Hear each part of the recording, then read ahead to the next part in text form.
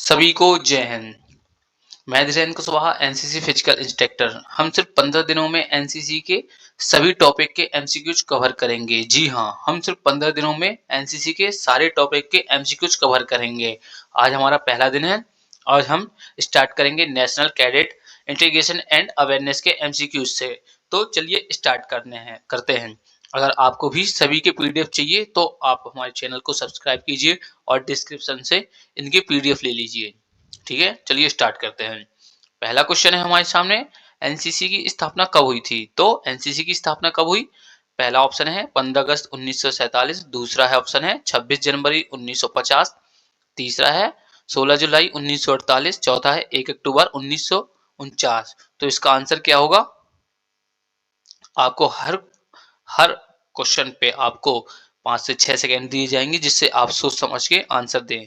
सिर्फ 15 दिनों में हम सभी एनसीसी के टॉपिक को कंप्लीट करेंगे जो आपके एनसीसी ए बी और सी खासकर बीसी वालों के एग्जाम के लिए हम ये एमसीक्यू लाए हैं। तो पहले का आंसर क्या होगा? इसका आंसर होगा सी नंबर, 16 जुलाई 1948। ठीक है ना, चलिए आगे बढ़ते हैं। हम आपके लिए इंग्लिश में भी एमसीक्यूज लाए हैं, जिसको भी इंग्लिश में पढ़ना हो तो वो इंग्लिश में भी पढ़ सकता है। अगला क्वेश्चन है, एनसीसी की स्थापना किसके द्वारा की गई थी? तो पहला है भारतीय सेना, दूसरा शिक्षा मंत्रालय, तीसरा भारत सरकार, चौथा रक्षा अकादमी। तो एनसीसी की स्थापना किसके द्वारा की गई? तो इसका आंसर क्या होगा?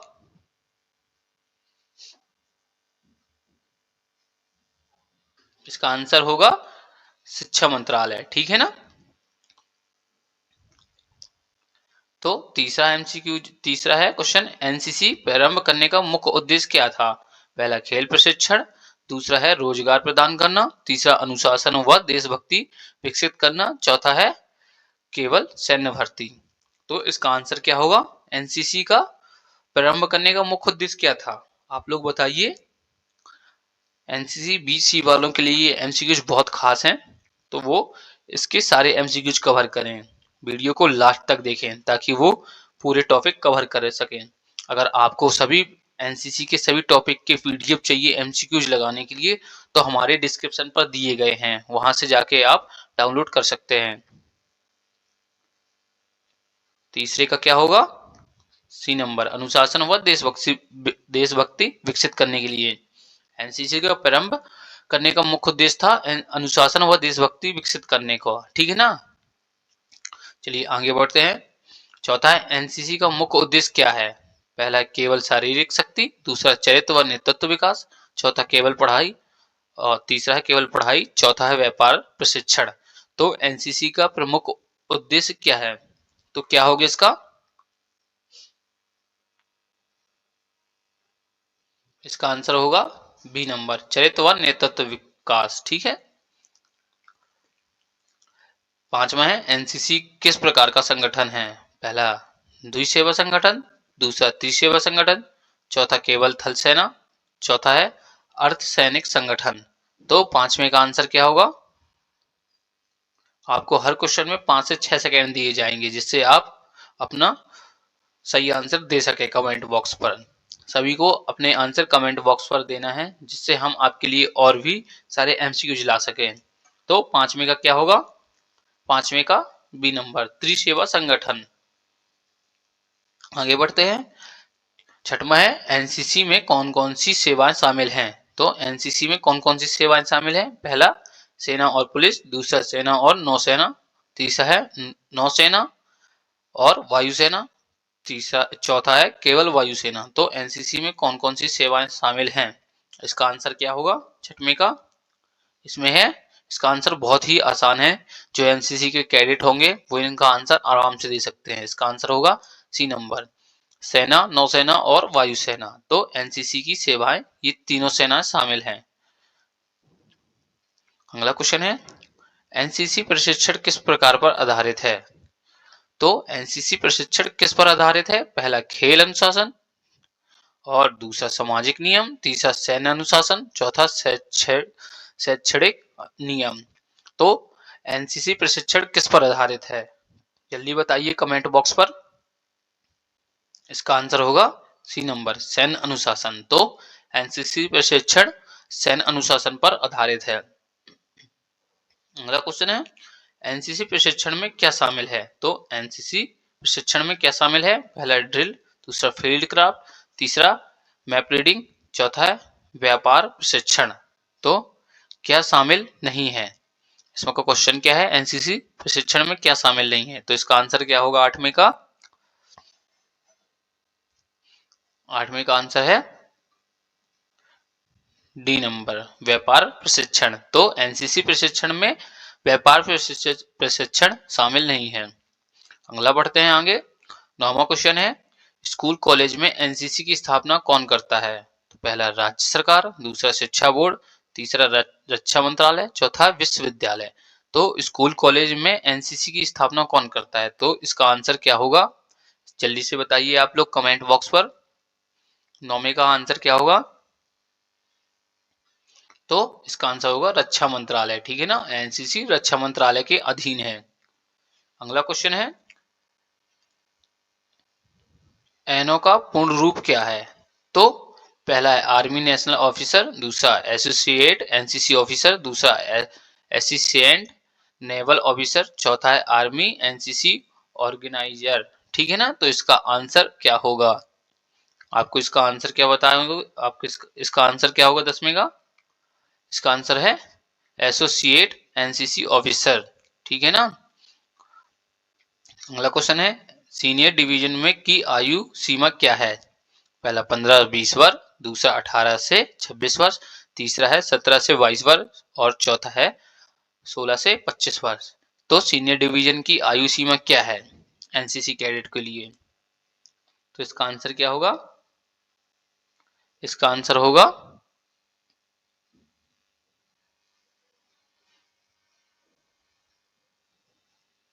इसका आंसर क्या होगा? इसका होगा 18 से 26 वर्ष। अगला क्वेश्चन है 12वां सीनियर डिवीजन किसके लिए होता है? पहला स्कूल छात्र, दूसरा कॉलेज छात्र, तीसरा शिक्षक, चौथा अधिकारी। तो सीनियर डिवीजन किसके लिए होता है? 12वें का आंसर क्या होगा? 12वें का होगा बी नंबर, कॉलेज छात्र। अगला क्वेश्चन है जूनियर डिवीजन की आयु सीमा क्या है? तो 13वां क्वेश्चन है जूनियर डिवीजन की आयु सीमा क्या है? पहला 10 से 15 वर्ष, तीसरा 13 से 18 और तीसरा है 15 से 20, चौथा है 12 से 19। तो जूनियर डिवीजन की आयु सीमा क्या है? जल्दी बताइए आप लोग इसका कमेंट बॉक्स में आंसर। इसका आंसर होगा 13 से 18 वर्ष। ठीक है।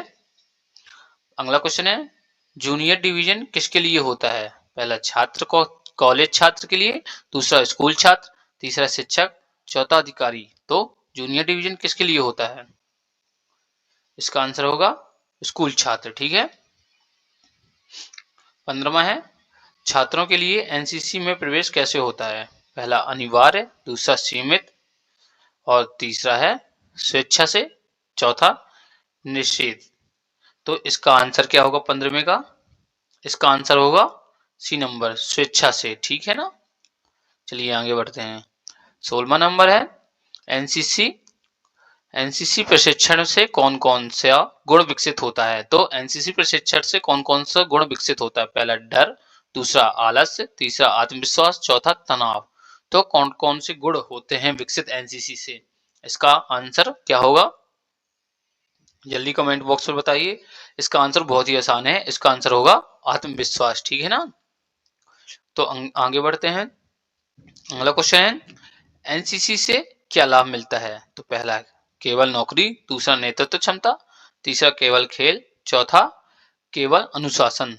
तो इसका आंसर क्या होगा? एनसीसी से क्या लाभ मिलता है? 17वां का आंसर क्या होगा? 17वें का आंसर होगा बी नंबर, नेतृत्व क्षमता। ठीक है ना। आगे बढ़ते हैं। 18वां है एनसीसी का झंडा कितने रंगों का होता है? पहला 2, दूसरा 3, चौथा 4, तीसरा चौथा और चौथा है 5। तो एनसीसी का झंडा कितने रंगों का होता है? इसका कमेंट बॉक्स में आंसर बताइए। इसका आंसर है 3 प्रकार का। ठीक है ना। एनसीसी का झंडा 3 रंगों का होता है। अगला क्वेश्चन है एनसीसी झंडे का लाल रंग, किसका प्रतीक है? पहला वायुसेना, दूसरा नौसेना, तीसरा थल सेना, चौथा है पुलिस। तो एनसीसी झंडे का लाल रंग किसका प्रतीक है? आप लोग इसका कमेंट बॉक्स पे आंसर दीजिए। इसका आंसर है लाल रंग। इसका आंसर होगा सी नंबर, थल सेना का लाल प्रतीक। ठीक है ना। 20वां है एनसीसी झंडे का नीला रंग किसका प्रतीक है? तो एनसीसी झंडे का नीला रंग किसका प्रतीक है? पहला थल सेना, दूसरा नौसेना, तीसरा वायुसेना, चौथा अर्धसैनिक। तो लाल रंग तो थल सेना का हो गया, अब नीला रंग किसका प्रतीक है? आप लोग कमेंट बॉक्स में बताइए इसका आंसर। इसका आंसर होगा बी। ठीक है ना, नौसेना। चलिए आगे बढ़ते हैं। अगला क्वेश्चन है हल्का नीला रंग किसका प्रतीक है? तो एनसीसी का झंडा जो है ना, हल्का नीला रंग किसका प्रतीक है? पहला सेना, दूसरा नौसेना, तीसरा वायुसेना, चौथा पुलिस। तो हल्का नीला किसका प्रतीक है? इसका है वायुसेना। ठीक है ना। 22वां है एनसीसी का गान क्या है? पहला जनगण मन, दूसरा सारे जहां से अच्छा, तीसरा हम सब भारतीय हैं, चौथा वंदे मातरम। तो ये बहुत ही आसान क्वेश्चन है, एनसीसी वालों को पता होगा। तो एनसीसी का गान क्या है? इसका आंसर होगा हम सब भारतीय हैं, सी नंबर। ठीक है ना। आगे बढ़ते हैं। 23वां क्वेश्चन है गणतंत्र दिवस शिविर आरडीसी कहाँ आयोजित होता है? पहला मुंबई, दूसरा चेन्नई, तीसरा दिल्ली, चौथा कोलकाता। ये बहुत ही आसान क्वेश्चन है, हर एनसीसी कैडेट को पता होता है कि ये आरडीसी कैंप कहाँ लगता है। तो 23वें का आंसर होगा सी नंबर, दिल्ली। ठीक है ना। अगला क्वेश्चन है आरडीसी में कौन कौन भाग ले सकता है? पहला सभी छात्र, दूसरा केवल अधिकारी, तीसरा है चयनित श्रेष्ठ कैडेट, चौथा है शिक्षक। तो आरडीसी में कौन भाग लेते हैं? इसका आंसर क्या होगा? इसका आंसर होगा सी, चयनित श्रेष्ठ कैडेट। जो आरडीसी में भाग लेते हैं ना, वो चयनित श्रेष्ठ कैडेट लेते हैं। अगला क्वेश्चन है 25वां एनसीसी में कौन कौन से प्रमाण पत्र दिए जाते हैं? पहला ए और डी, दूसरा सी, तीसरा सी और डी और चौथा केवल ए। तो एनसीसी में कौन कौन से प्रमाण पत्र दिए जाते हैं? इसका आंसर क्या होगा? इसका आंसर क्या होगा बताइए आप लोग। सीनियर डिवीजन में कौन कौन से प्रमाण पत्र दिए जाते हैं? तो इसका आंसर होगा तीसरा नंबर, सी और डी। ठीक है ना। इसका आंसर ये होगा। अगला क्वेश्चन है एनसीसी प्रशिक्षा परीक्षा किस प्रकार की होती है? तो 26वां है एनसीसी परीक्षा किस प्रकार की होती है? पहला केवल लिखित, दूसरा केवल प्रायोगिक, तीसरा है लिखित और प्रायोगिक दोनों और चौथा है मौखिक। तो 26 का आंसर क्या होगा एमसीक्यू? आप लोग इसका कमेंट बॉक्स पर आंसर दीजिएगा। ठीक है ना।